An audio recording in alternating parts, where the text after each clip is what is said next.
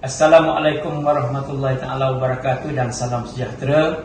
Setinggi-tinggi tahniah diucapkan kepada MARA sempena sambutan Hari MARA yang ke-60.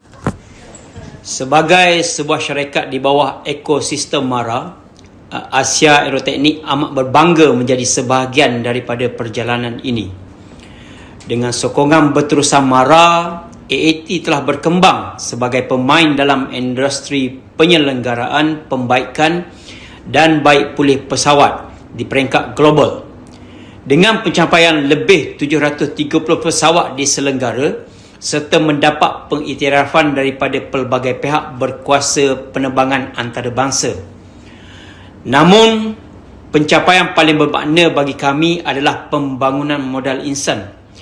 Melalui sokongan MARA, AAT telah berjaya melahirkan seramai 46 orang licensed aircraft engineer secara dalaman yang terdiri daripada kalangan juruteknik tempatan.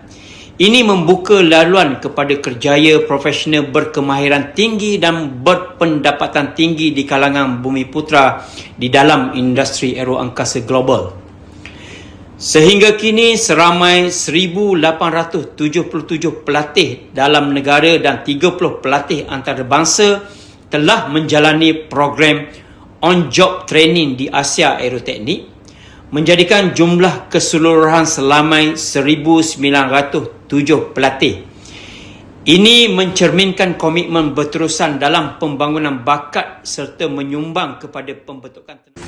Sesungguhnya kejayaan ini adalah hasil daripada visi dan komitmen MARA dalam memperkasakan Bumiputera melalui pendidikan, keusahawanan dan pelaburan strategik. Akhir kata, kami di Asia Aeroteknik mendoakan MARA terus maju, berdaya saing dan kekal sebagai peneraju bidang sosio-ekonomi Bumiputera. Selamat Hari MARA ke-60, menjunjung amanah rakyat.